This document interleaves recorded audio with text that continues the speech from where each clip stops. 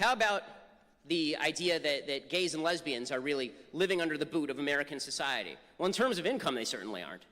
Okay, certainly not in terms of income. Women in lesbian couples make far more money than women in straight couples do. Men in gay couples make slightly less than men in straight couples, but same-sex couples with both partners in the labor force make $8,000 more per year than straight couples, and they are typically higher educated. Okay, so that talks about the identity politics, this intersectional hierarchy of the left. But there's another group that engages in identity politics that I want to talk about now.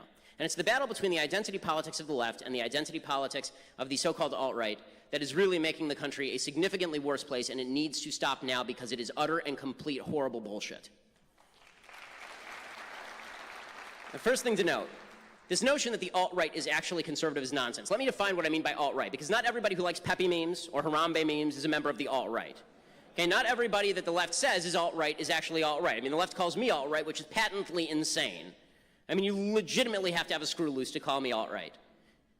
I spend half my career attacking the alt-right. Okay, what is the alt-right? So the alt-right are a group of people who believe that ideology and ethnicity are inextricably intertwined, just like the identity politics left, right? On the identity politics left, if you're a black person who is a leftist, you're a leftist because you're a black person. On the identity politics right, Western civilization was not built by people with good ideas, it was built by people with white skin. And that means that people who don't have white skin cannot properly assimilate into Western civilization. This has no grounding in reality. The fact is that there were lots of white people in Britain before the Romans arrived, and they weren't living a civilized life, as we would currently call it, under Western civilization. Okay, in fact, the people who, the Romans, right, when Italians were coming to the United States in the early part of the 20th century, there was tremendous discrimination against Italians because they weren't considered properly white. The definition of white moves around a lot based on convenience. Right? Sometimes Jews are white, sometimes Jews are not white. It sort of depends on what you're talking about. But according to the alt-right, because ideology and race are inextricably intertwined, they must have a white identity politics all their own. If there's a group of people who are fighting for the group identity politics of blacks or of women or of gays and lesbians, then there has to be a white group that fights back on behalf of the white race.